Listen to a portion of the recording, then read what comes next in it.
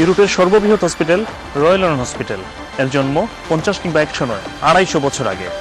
এই কিছুদিন আগেও এই হাসপাতালের ক্যান্সার ইউনিটের আরও সমৃদ্ধি আরও আধুনিকায়ন করা হয়েছে।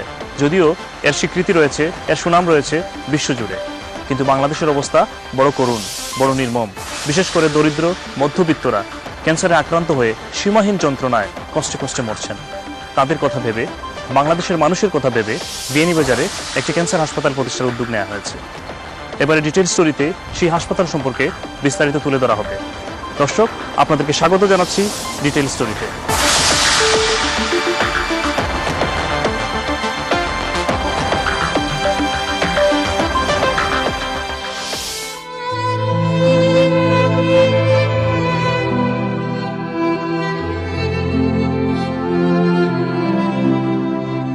আসলে যার হয় সে বুঝে, কষ্টের কোনো সীমা থাকে না ক্যান্সার রোগীদের।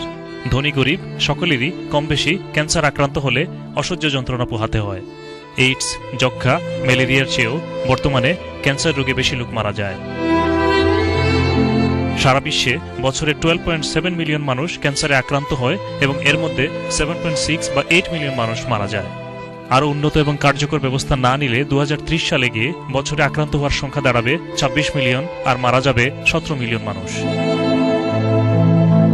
ক্যান্সার খুব কমন একটা কন্ডিশন, মানে ওয়ার্ল্ড ওয়াইড আজকে দুনিয়ার মাঝে অ্যাটলিস্ট 8 মিলিয়ন রোগী আছে এভরি ইয়ার মারা যায়। যে এটা আর ক্যান্সার খুব কমন। প্রবলেম হচ্ছে আমরা দেশের মাঝে ক্যান্সার ট্রিটমেন্ট বেশ ভালো নাই, কারণ there's no facilities to treat it properly. The doctors are there, but there's no facilities.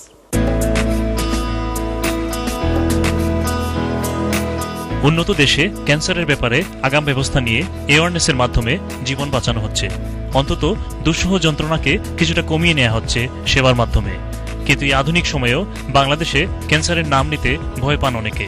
বিশ্ব স্বাস্থ্য সংস্থার তথ্য অনুযায়ী বাংলাদেশে প্রতি বছর নতুন করে ক্যান্সার আক্রান্ত হচ্ছেন প্রায় 200,000 লোক। চিকিৎসা সেবা পাচ্ছেন মাত্র 15,000 রোগী। দেশে প্রতি বছর ক্যান্সারে মারা যাচ্ছেন 150,000 মানুষ। ক্যান্সার আক্রান্ত রোগীর পরিবার প্রায় দেউলিয়া হয়ে যায় চিকিৎসা খরচ মেটাতে মেটাতে, কারণ এর ঔষধ সমস্ত পৃথিবীতেই অনেক ব্যয়বহুল। কারো ক্যান্সার হলেই ওই ক্যান্সার আক্রান্ত মানুষটি শুধু বিপদে পড়েন না, তার পুরো পরিবারই স্তব্ধ হয়ে যায় অসহায়। In Bangladesh, not only in Bangladesh, in any developing country, cancer treatment, as I said, is a complicated process, and affording the chemotherapy, which is free in the NHS, but in developing country to buy these cancer drugs is very costly. What happens to people, even well-off people, they will buy 1 or 2 chemotherapy, which will cost them probably 20 lakh, 10 lakh, 15 lakhs taka, and they will fall apart. They will run out of money. সিলেটেরই কয়েকটি খণ্ডিত গল্প এবং কথামালা তুলে ধরা যাক, তাতেই কিছুটা পরিষ্কার হওয়া যাবে কি করুণ হতে পারে ক্যান্সার সংশ্লিষ্ট জীবনের গল্প। আমার আম্মার ক্যান্সার ধরা পড়ছে, ধরা পড়ার পরে আমি সিলেট নিয়ে গেছি, সিলেট থেকে ঢাকাত রেফার করছে, ঢাকাত নিয়ে গেছি, সেখানে অনেক ব্যয়বহুল বিধায় আমি চিকিৎসা, যে কারণে ঘুরিয়ে আবার বিনিয়োগ ধরাইছি। আমার আম্মা তো মারা গেছেন, আরও অনেক রোগী হয়তো আছে যারা হয়তো সিলেটে যাইতে পারে না, যে কারণে আমি চাই বিনিয়োগ যদি ক্যান্সার হাসপাতাল হয় আমার এলাকার খুব উপকারে আসবে। এই মানুষটি তার ভাইয়ের ক্যান্সার আক্রান্ত হওয়ার ঘটনা এবং পরে নির্মম মৃত্যুর কথা আজও বলতে পারেন না। আর্থিক নাম আছে, পয়সা করির অভাবে গিয়া এর রীতিমতো চিকিৎসা করাইতে পারি নাই, না করাইয়া নেক্সটে মারাও গেল।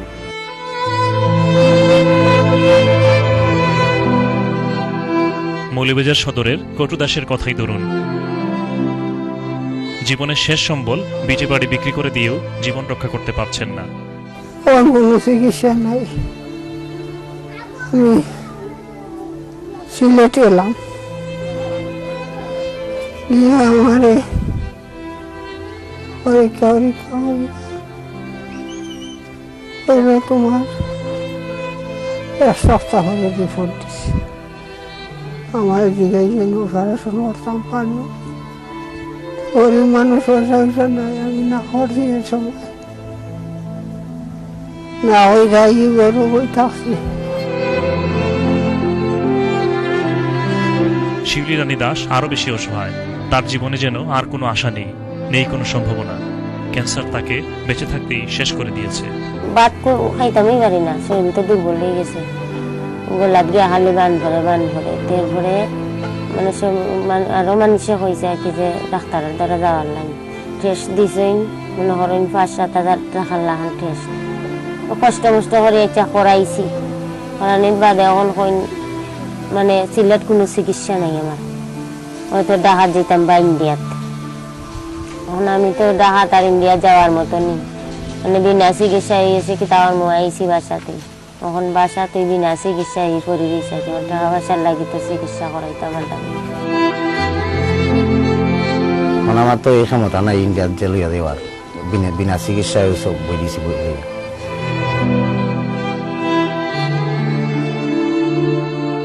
সিলেটে ক্যান্সারের একমাত্র প্রধান চিকিৎসা কেন্দ্র উসমানী হাসপাতালে আলাপ হলো আরো বিভিন্ন এলাকার গরিব রোগীদের সাথে। এই যে রোগী আমার বাবি লাগে, আমি অনেক দূর থেকে আইছি কুলারাতে গিয়া, যদি বিয়ানীবাজার হয় এটা আমরা আরো ভালো হবে। আমার আম্মার সমস্যা লই আইছি, আর পরে তো আমরা প্রায় অনেক সময় লইন অপেক্ষা করা লাগে, অনেক দূর কষ্ট করা লাগে, অন্যান্য একটা থাকতো হাসপাতাল থাকতো, মানে আমরা সুবিধা ভালো হইতো। আইসি আমরা 9টার সময়, প্রায় 4টার সময় সিরিয়াল পাওয়া যায় না, কষ্ট রুগীরও কষ্ট অথবা আমরারও কষ্ট। ধনী নগরী হিসেবে পরিচিতি আছে সিলেটের। এখানকার সুখ্যাত সংস্কৃতিকর্মী শামসুল বাসিত শেরো, তিনিও ক্যান্সার আক্রান্ত হয়েছিলেন, কিন্তু আর্থিক সচ্ছলতার জোরে জীবন জয় করেছেন। আমি বোম্বেতে গিয়ে মূলত ডাক্তার দেখিয়েছি এবং ডাক্তারের পরামর্শ অনুযায়ী সেখানে একটি কেমোথেরাপি দিয়েছি, একটি সার্কেল দিয়েছি এবং পরবর্তী অধিকাংশ চিকিৎসা আমি 4 থেকে 5 বার গিয়েছি ভারতে, কিন্তু অধিকাংশ চিকিৎসা কিন্তু আমাদের দেশেই হয়েছে। আমাদের দেশে সেরকম ডাক্তারও আছেন, কিন্তু আমাদের যে সমস্যাটা, মূল সমস্যাটা হচ্ছে খরচ অত্যন্ত বেশি। তিনি যখন ভারতগামী প্লেনে চড়েছেন তখন মনে করেছেন ভারত পৌঁছার আগেই তার মৃত্যু হবে। সিলেট থেকে গাড়িতে উঠেছি, মনে হয়েছে আমি ঢাকা বিমানবন্দরে গিয়ে পৌঁছতে পারবো না, তার আগে হয়তো আমি মারা যাব, কিন্তু কোনোভাবে যখন ঢাকা এয়ারপোর্টে গিয়ে পৌঁছি তখন প্লেনে ওঠার পর মনে হয়েছে আমি হয়তো বোম্বে বিমানবন্দরে নামতে পারবো না। এই যে মানসিক যন্ত্রণা, সেই মানসিক যন্ত্রণাটাই এখানে, যদি আমি তখন মানে আমার মাথায় এরকম থাকতো যে বিয়ানীবাজারে এরকম একটি জায়গা আছে, আমি অবশ্যই এই দেশের বাইরে না গিয়ে, যদি টাকা একটু বেশিও খরচ হতো তারপরও আমি ওইখানে গিয়ে বিয়ানীবাজার যেতাম, আমি বোম্বেতে যেতাম না। যাই হোক, শামসুল বাসিত অন্তত ঢাকায় ইন্ডিয়ায় চিকিৎসা নিতে পেরেছেন, কিন্তু সিলেটের প্রধান সরকারি চিকিৎসা কেন্দ্র উসমানী হাসপাতালের ডেপুটি ডাইরেক্টর এহতেশামুল হক দুলারের কথা শুনলে সিলেটের ক্যান্সার চিকিৎসার একটি চিত্র পাওয়া যাবে।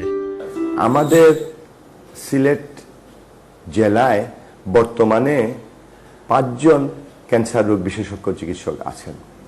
এর মধ্যে 2 জন সিলেট এমএজি উসমানী মেডিকেল কলেজে কর্মরত, 1 জন সিলেট রাগিরবাবিয়া মেডিকেল কলেজে কর্মরত, আর 2 জন চিকিৎসক আছেন, তাদের 2 জনই ছুটি নিয়ে বর্তমানে বিদেশে অবস্থান করছেন। এর অর্থ এই দাঁড়ায় যে এই 3 জন বিশেষজ্ঞ চিকিৎসককে নিয়েই আমরা সিলেটে ক্যান্সার রোগের মতো একটি কঠিন রোগের সাথে যুদ্ধ করে যাচ্ছি। উসমানী হাসপাতাল সূত্রে জানা গেছে একটা সাব ইউনিট নিয়েই চলছে তাদের ক্যান্সার চিকিৎসা কার্যক্রম। সিলেটে এটাই একমাত্র ভরসা। আপনারা জানেন ওয়ার্ডেও আমাদের সিট সংখ্যা সীমিত, মাত্র 10টি সিট আছে ক্যান্সার ওয়ার্ডের জন্য। আমরা সেখানে কোনো রকমে 15 থেকে 20 জন রোগী ভর্তি দেই, কিছু রোগী মাটিতেও থাকে, কিছু রোগী বিছানায় থাকে। প্রতিদিন গড়ে আমরা 15 থেকে 20 জন রোগীর কেমোথেরাপি দিচ্ছি। কেমোথেরাপিও আবার একটা শিডিউল আছে, কারো 3 দিন, কারো 5 দিন, কারো 17 দিন, 24 দিন, 1 মাস, সেটা চিকিৎসক নির্ধারণ করেন। যাদের বেশি দিন ধরে কেমোথেরাপি দেওয়ার প্রয়োজন হয় সেই চিকিৎসা অনেক ব্যয়বহুল হয়ে দাঁড়ায়। একই হাসপাতালের অ্যাসিস্ট্যান্ট প্রফেসর ডক্টর মিজানুর রহমানও এ ব্যাপারে আরো বিস্তারিত তুলে ধরলেন। এটা হেড নেক, নাক কান গলার একটা ক্যান্সার, যে ক্যান্সারে আমরা হয়তো 30 থেকে 33 দিন চিকিৎসা দিই, রোগীর খরচ আসতেছে 6200 বা 7200 সরকারি ফিস। এই চিকিৎসাটা এসে প্রাইভেট সেক্টরে যদি যায় এটা রোগীর লাগতেছে প্রায় 4 থেকে 5 লক্ষ টাকা বাংলাদেশে। এই চিকিৎসাটা সে ইন্ডিয়া নিলে তার লাগবে প্রায় 8 থেকে 10 লক্ষ টাকা, সিঙ্গাপুর গেলে এটা লাগবে তার 22 থেকে 25 লক্ষ টাকা। বিয়ানীবাজারে ক্যান্সার হাসপাতাল স্থাপন হলে কিভাবে সিলেট তথা বাংলাদেশ উপকৃত হবে এ বিষয়টি ফুটে ওঠে সিলেটের এই 2 ডাক্তারের কথায়। এই চিকিৎসা পদ্ধতিকে যদি বিভিন্ন জেলায় এবং উপজেলায় ছড়িয়ে ছিটিয়ে দেওয়া যায় এবং বিশেষজ্ঞ চিকিৎসকদের সেই সকল উপজেলায় নিয়ে যাওয়া যায়, তাহলে রোগীদের যেরকম অর্থের সাশ্রয় হবে, তাদের কষ্টও লাঘব হবে। রোড শেয়ার যদি কেউ আমাদের সাথে করে, অবশ্যই এটা রোগীদের যেমন ভালো হবে, হাসপাতালে আমরা যে রোগীটা আছে যেই কয়জনকে দিতে পারি ওই কয়জনে আমরা আরো ভালো সার্ভিস ডেলিভারি দিতে পারবো। তবে যারা উন্নত বিশ্বে থাকেন তাদের কথা ভিন্ন। এসব দেশে ক্যান্সারের ব্যাপারে নানা অ্যাওয়ারনেস কর্মসূচি চলে এবং সাবধানী এবং সচেতন ভূমিকার কারণে আগাম চিকিৎসা করিয়ে অনেকে চরম ক্ষতির আগেই মোটামুটি সুস্থতার পথে চলে আসেন। আবার অনেকে পুরোপুরি সুস্থ না হলেও বিনা খরচে যথাযথ চিকিৎসা পাচ্ছেন, যেমন লন্ডনের ব এলাকার আবুল হোসেন। তিনি অতি সম্প্রতি হঠাৎ করে জানতে পারলেন তার দেহে ক্যান্সার রয়েছে। আমি আমার গার্ডেনও বই রয়েছি সকাল টাইমে, একটা বুঝলাম যে আমার শোনো বেদনা আবার করে, বেদনা করার পরেও আমি আমার ওয়াইফরে কইছি যে আমার একটু দৌড়ো, আমার শরীরে একটু বেদনা করে কিছু।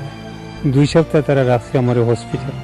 রাখার পরে তারা আমার রেজাল্ট দিছে যে আমার চেস্ট ইনফেকশন হয়েছে, কেন এই ক্যান্সার হয়ে গেছে আর মাথার মাঝে টিউমার হয়ে গেছে।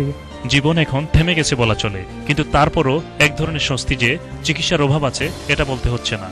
কিন্তু এই পরিস্থিতি তাকে আরো বেশি ভাবিয়ে তোলে বাংলাদেশের ক্যান্সার আক্রান্ত মানুষের ব্যাপারে। যে কোনো সময় আমার দরকার পড়লে ইমার্জেন্সি কল করি, আমি হসপিটাল যেতাম পারি আর কিন্তু সুবিধা আমি পাই আর, কিন্তু বাংলাদেশে তারা তো এই সুবিধা পান না, কিছু পার। তো ওইখান থেকে যদি কিমোথেরাপি বা মনে করো ওই যে মেডিসিন এগুলা মেডিসিন যদি বাংলাদেশও এই হসপিটালগুলো দেওয়া হয়, আমরাও যদি হলে বিদেশি হলে সাহায্য সহযোগিতা করি এগুলা হয়, তাহলে তারা আমরা দেশের মানুষগুলো উপকৃত হইব। এসব কথা মাথায় রেখেই বিয়ানীবাজারে ক্যান্সার হয় 2008 সালে। প্রথমে অ্যাওয়ারনেস সেন্টার, তারপর 2014-15 সালের মধ্যে আউটপেশেন্ট কার্যক্রম শুরু এবং 2020 সালের মধ্যে ফুললি বেডেড হাসপাতালের সূচনার পরিকল্পনা রয়েছে, জানালেন হাসপাতালের চিফ এক্সিকিউটিভ এম শাহাবুদ্দিন। জায়গাটা অধিগ্রহণ করেছি, প্রশাসনিক অনুমোদন আমরা নিয়েছি, 7 তলা ফাউন্ডেশন করে আজকে আমরা 1 তলা সম্পূর্ণ করে নিয়েছি। এই 1 তলাতে আমাদের মূলত উদ্দেশ্য হলো যে অ্যাওয়ারনেস সেন্টারটা চালু করা। If we can create the awareness how to prevent and detect early, as I said earlier, some of the cancers localized, for example breast cancer, if you can detect it early, you can just do surgery. Colorectal cancer in the stomach, if you can do the surgery, if it is very localized stage, what we call Duke stage A, you don't need even chemotherapy or radiotherapy.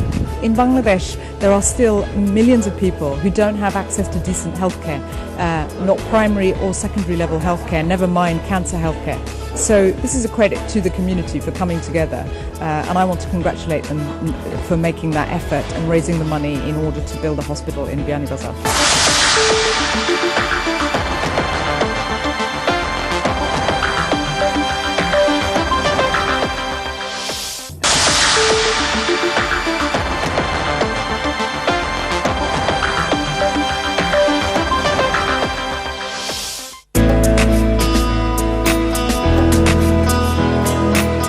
প্রাথমিকভাবে প্রায় 40 কোটি টাকার target নিয়ে কার্যক্রম শুরু হয়েছে এবং প্রথম দিকে যুক্ত হওয়াদের বিশেষ দানে এসেছে 6-7 কোটি টাকা। ফাউন্ডার ট্রাস্টে 19 জনের সকলেই নিজেদের পক্ষ থেকে 25,000 পাউন্ড করে দান করে এর কার্যক্রমের সূচনা করেন। 3টা ভাগে এটা বিভক্ত করেছি। এটা হলো একটা আমাদের অ্যাওয়ারনেস সেন্টার, 2 নম্বর হলো আমরা আউটপেশেন্ট সেন্টার করব, যেখানে অনেক লোক আসবে, তাদের আউটপেশেন্ট মানে যারা আসবে অ্যাপয়েন্টমেন্ট করে আসবে তাদেরকে চেক করানো হবে, ক্যান্সার রিলেটেড কাজগুলো চলবে। তারপরে আমরা চিন্তা করব এই ফেজের 3rd ফেজ যেটা, এটা হলো আমাদের ফুলি বেডেড হসপিটাল। এখানে অনেক ফান্ডের ব্যাপার আছে, 35 থেকে 40 কোটি টাকার আমাদের প্রয়োজন আছে।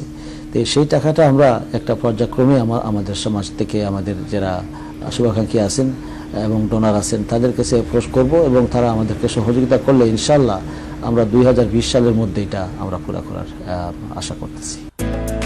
হাসপাতালের ট্রাস্টিরা হলেন চেয়ারম্যান, শীর্ষ ব্যবসায়ী এবং কমিটি নেতা শামসুদ্দিন খান, চিফ এক্সিকিউটিভ এম শাহাবুদ্দিন। অন্যান্য ট্রাস্টিরা হলেন আব্দুল করিম নাজিম, অ্যাকাউন্টেন্ট সেলিমউদ্দিন জেপি, রৌফুল ইসলাম, সুহেল আহমদ খান, মিসবাহ উদ্দিন, নাসির উদ্দিন, মাসুম হুসেইন, ফরহাদ হোসেন টিপু, কবির উদ্দিন, আব্দুল শফিক, হক, এম মাহতাবুর রহমান নাসির, বাজিদুর রহমান, মুজিবুর হোসেন নজরুল, ইকবাল হোসেন বুলবুল, ফাহাদ আহমদ, জাহিদুর রহমান। হাসপাতালের চেয়ারম্যান শামসুদ্দিন খান বললেন, বিয়ানীবাজারের কৃতি সন্তান কমিউনিটি বেজ ক্যান্সার কন্ট্রোল বিশেষজ্ঞ union for international cancer control জেনেভার ফেলো সমীরণ দাস প্রকল্পটির স্বপ্ন ছড়িয়ে দেন ব্রিটেন প্রবাসী বিয়ানীবাজারের আরো কজন কৃতি সন্তানের মাঝে। ওনার সাথে বাইদিও আমার লন্ডনে পরিচয় হয়েছিল, তো উনি আমাকে বলল ওর পরিবারে 8 জন মানুষ ক্যান্সার হওয়ার পরে সে চিন্তা করলো যে ক্যান্সারের একটা ব্যবস্থা নিতে। তো তারপরে ওইখানে কলকাতাতে উনি এই ক্যান্সার হসপিটাল স্টাবলিশ করেছে। আমাকে অনুরোধ করলো যে আপনি চেষ্টা করেন। আমি গত 5 বছরে ওনাকে নিয়ে লন্ডনে মিটিং করছি, বিয়ানীবাজারে উনি গেছে, আগামীতেও যাবে।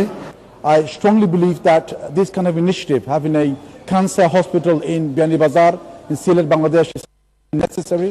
There isn't such an institution in Bangladesh. For them to take this initiative, find the money, find the knowledge and the know-how, they need to be congratulated on, they need to be supported and helped.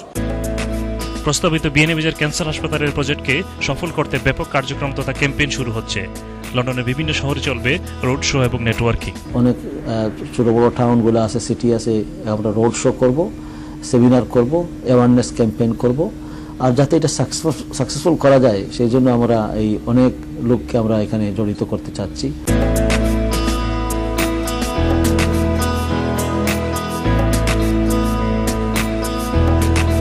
Beanibazar cancer হসপিটালের স্বপ্ন দেখা হচ্ছে এবং এর কার্যক্রম চলছে এই tower bridge রোডের একটি ছোট্ট অফিস থেকে।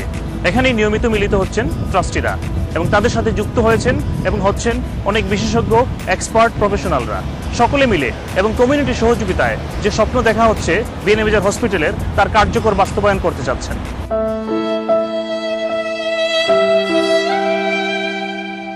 গরিব ক্যান্সার আক্রান্ত রোগীদের দুঃখ মোচনের লক্ষ্য নিয়েই এই হাসপাতালের উদ্যোগ। এই যে বিশাল জায়গা নেওয়া হয়েছে বিয়ানীবাজারে, সেটি ক্যান্সার হাসপাতালের জন্য।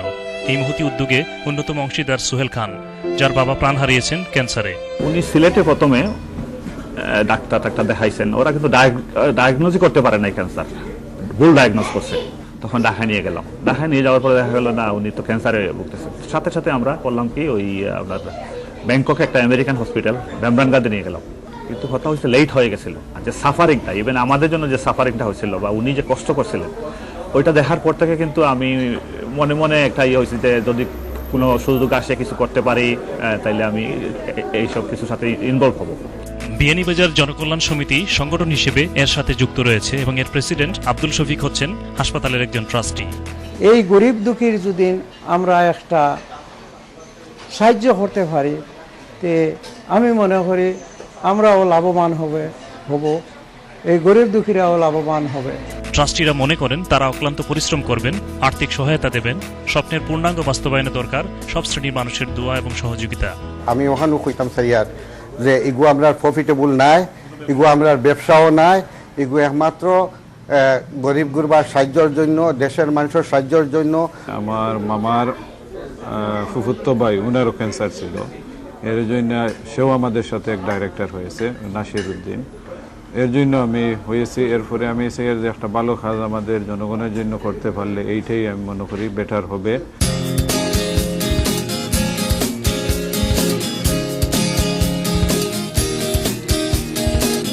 ইতিমধ্যে 61 শতক ভূমি হাসপাতালের জন্য দান করা হয়েছে এবং প্রজেক্ট কার্যক্রমের উদ্বোধন করা হয়েছে, জানালেন কমিটির ভাইস চেয়ারম্যান রৌফুল ইসলাম। শুধু বিয়ানীবাজারবাসীর কাছে নয়, বাঙালি সমাজ, বাংলাদেশের প্রত্যেকটা মানুষের কাছে আমি আবেদন করলাম যে সাহায্যের হাত প্রসারিত করুক এবং দুস্থ অসহায় মানুষের পাশে গিয়ে দাঁড়াইয়া আমরা যাতে এই ক্যান্সারের আক্রান্ত মানুষদের সাহায্য করতে পারি, তার জন্য সবাই এগিয়ে আসা উচিত। বিয়ানীবাজারের বিভিন্ন পর্যায়ের মানুষজন তাদের এলাকার এই মহতি উদ্যোগকে স্বাগত জানিয়েছেন। আলিগড় ইউনিভার্সিটি যখন করেন স্যার সলিমুল্লাহ, উনিকে নিয়ে সবাই হাসছিল, কিন্তু মুসলমানদের জন্য একটি ইউনিভার্সিটি উনি করেছিলেন, যেখান থেকে আজকে উপকৃত হচ্ছে। আমি মনে করি বিয়ানীবাজার এই হসপিটাল থেকে গ্লোবাল ওয়ার্ল্ডে বাংলাদেশের যে কোনো জন্য চিকিৎসা সেবা সেখান থেকে নিতে পারবে। ট্রাস্টিরা জানালেন এই হাসপাতাল কোনো ব্যবসার জন্য নয়, তারা ধনীদের কাছ থেকে চার্জ নেবেন যা হাসপাতালের এই কাজে লাগবে, আর গরিবরা যাতে বিনা খরচে সেবা পান এই লক্ষ্যেই কাজ করছেন তারা। আজকে বাংলাদেশে ক্যান্সারে আক্রান্ত প্রতি 10 জনের মধ্যে 8 জনই ক্যান্সার রোগে মৃত্যুর মুখে পতিত হন। এই মরণ ব্যাধি থেকে মানুষদেরকে বাঁচাতে হলে ক্যান্সার হাসপাতাল প্রতিষ্ঠার বিকল্প আর কিছু নেই। যারা ইয়াং যারা আছে, বিশেষ করে আমাদের মতো বয়সে যারা এই দেশে যারা বড় হয়েছে, তারাও বাংলাদেশে আসুক, দেখুক, বা বাংলাদেশের দুস্থ মানুষের পাশে এসে তারা সেবা দিতে পারে এই প্রতিষ্ঠানের মধ্যে দিয়ে। অতি সম্প্রতি চ্যানেল এসে প্রায় 2 ঘন্টার লাইভ প্রোগ্রামের মাধ্যমে এর প্রতি সমর্থনের কথা জানান নানা পর্যায়ের প্রতিনিধিত্বশীল মানুষ। একটা কষ্ট আগে জানলেন যে উনি জানবেন, আমরা কেউ জানি না যে মরণটা একটা সুতা দূরে আছে, ওই জন্য আমরা এত উৎফুল্ল থাকি।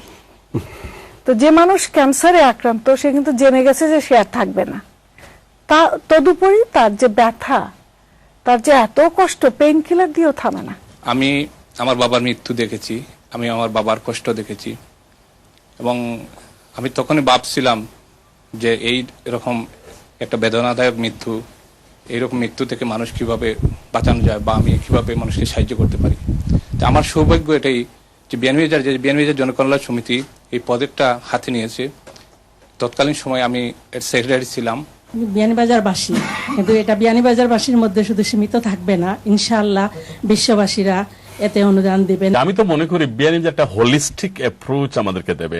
আমরা অনেকেই যদি আমাদের এখানে অনেক রোগী আছেন, দেশে যদি সেম স্ট্যান্ডার্ডের ট্রিটমেন্টটা পান, সাথে ওনারা দেশ পেলেন, আত্মীয় স্বজন পেলেন, ওনারা লাইক করবেন সেখানে গিয়ে ট্রিটমেন্টটা নিতে। Caterers association, chamber of commerce, greater Sylhet council ও লন্ডন বাংলা প্রেস ক্লাব, বাংলাদেশের লো ইয়ার্স অ্যাসোসিয়েশনের নেতৃবৃন্দ এর সাথে একাত্মতা প্রকাশ করেছেন।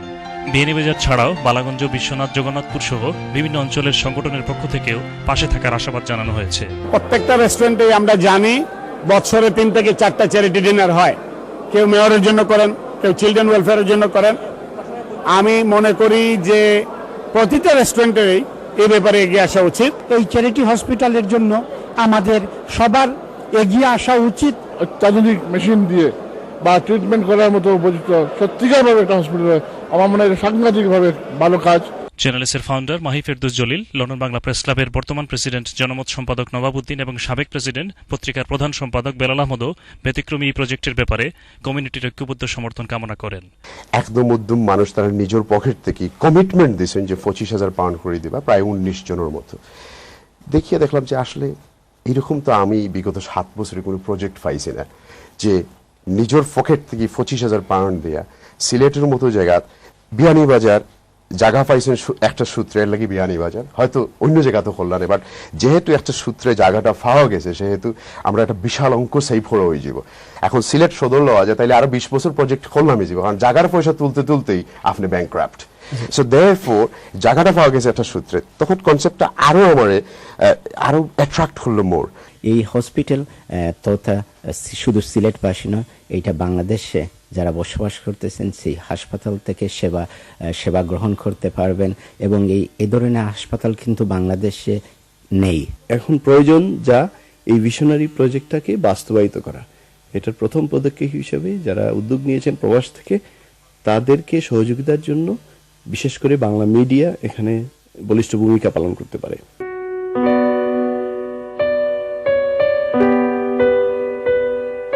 দেশে ক্যান্সার থেরাপির জন্য প্রয়োজন 300টি লিনিয়ার অ্যাক্সিলারেটর অ্যান্ড টেলিকোবাল্ট মেশিন, আর বর্তমানে আছে মাত্র 21টি। রেডিও থেরাপির সেন্টার দরকার আছে 300টি, আছে মাত্র 18টি। একটা কোবাল্ট 60 মেশিন দিয়ে বৃহত্তর সিলেটে প্রায় 2.5 থেকে 3 কোটি মানুষের, যার এখন বলতেছে যে সেকেন্ড কিলার ডিজিজ হলো যে ক্যান্সার, তার চিকিৎসা দেওয়া আদৌ সম্ভব না। এটা মানে সমুদ্রের মধ্যে 1 ফোঁটা পানির মতন অবস্থান। এই বাস্তবতায় বাংলাদেশে ক্যান্সার চিকিৎসার সুবিধার পাশাপাশি জরুরি দরকার হচ্ছে অ্যাওয়ারনেস কার্যক্রম। এর মাধ্যমেই বহু লোকের জীবন রক্ষা করা সম্ভব। কথাগুলো বলেছেন লন্ডনের শীর্ষস্থানীয় হাসপাতালে কর্মরত ব্রিটিশ বাংলাদেশি ক্যান্সার বিশেষজ্ঞরা। রয়্যাল লন্ডন হাসপাতালের ক্যান্সার বিশেষজ্ঞ কনসালটেন্ট জেনারেল ডক্টর শাফি আহমদ হচ্ছেন খুদ বিয়ানীবাজারের একজন কৃতি সন্তান। I'm a surgeon, though I do big operations for people with cancer. My own support is to offer that to my community. জনঠান আছে তো বাংলাদেশে গেলে একটু সাহায্য করা যাইব from a point of view of assisting, advising what treatments required. R ফাললে I want to go there, গিয়া আমি একটু সাহায্য করবো, পেশেন্ট রোগী দেখবো, কিছু অ্যাডভাইস দেবো কিতা ফেসিলিটিস দরকার। এরপর যদি অপারেশন দরকার ক্যান্সার রোগী, I'm happy to offer that for free of service. London সিটির সেন্ট পাতলুমো হাসপাতালের আরেক ক্যান্সার বিশেষজ্ঞ senior special registrar doctor Aminul ইসলামও সিলেটের কুলাউড়ার সন্তান। Teaching and creating awareness among the physician and healthcare providers with this UK experience is also important, and as well as we can run into clinics once, I go twice in a year, if they want me to, then I can provide the clinical service and see patient 1 week, and at the same time train the junior doctors as well there. You see. হ্যাঁ, সাড়া পড়েছে ইতিমধ্যে। অনেকেই জানতে পেরে আর্থিক সহযোগিতার আশ্বাস দিয়েছেন। ব্রিটিশ বাংলাদেশি ক্যান্সার বিশেষজ্ঞদের যোগসূত্রে বড় বড় ডাক্তার যুক্ত হওয়ার আশ্বাস দিয়ে রীতিমতো বৈঠকে মিলিত হয়েছেন। যদি আমরা আমাদের এক্সপার্টিস ওখানে ট্রান্সফার করতে পারি, তাতে ওখানকার সাধারণ মানুষরাও যুক্ত হচ্ছেন নানাভাবে। একজন নও-মুসলিম শ্বেতাঙ্গ এক্ষেত্রে উদাহরণ হতে পারেন।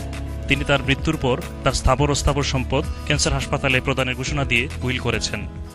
All my belongings that I have now or I could have in the future, please Allah, will go to the Behani Cancer Research Hospital. স্থানীয় রমফুডে বসবাসকারী এই হৃদয়বান ব্যক্তিটি হচ্ছেন একসময়ের ব্রুনো ফিদা। বর্তমানে তিনি আবু বকর। আহ্বান জানান মানুষ হিসেবে মানুষের পাশে দাঁড়াবার জন্য। Humanity first. It's written in the Quran, if you help, you save the life of one human being, it's like you save the life of the whole world, mankind. And that we have to do it. What I would like to say for the community people here in the UK and the Europe for this project, this is a great work, and no one has done a cancer hospital, dedicated cancer hospital for the poor people of our country. And I think this is a noble cause, and we all should support this program.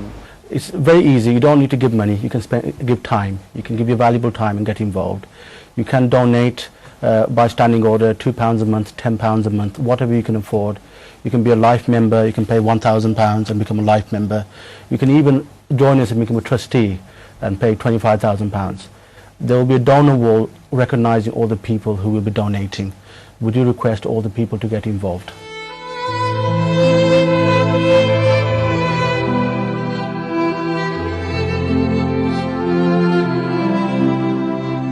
দর্শক, আমরা সংক্ষিপ্তভাবে প্রস্তাবিত বিএনএ-বাজার cancer হসপিটালের স্বপ্ন এবং পরিকল্পনার কথা তুলে ধরার চেষ্টা করেছি। আমরা তুলে ধরেছি এর প্রতি বিভিন্ন পর্যায়ের সমর্থন এবং সহযোগিতার কথা। আমরা বিশ্বাস করি এই হাসপাতাল কার্যকরভাবে বাস্তবায়ন হলে এটি একদিন ইতিহাস হবে। আপনারাও সেই ইতিহাসের অংশীদার হবেন। আমরা আশা করি আপনারা এর পাশে থাকবেন এবং এই আশায় শেষ করছি আজকের ডিটেইলস স্টোরি।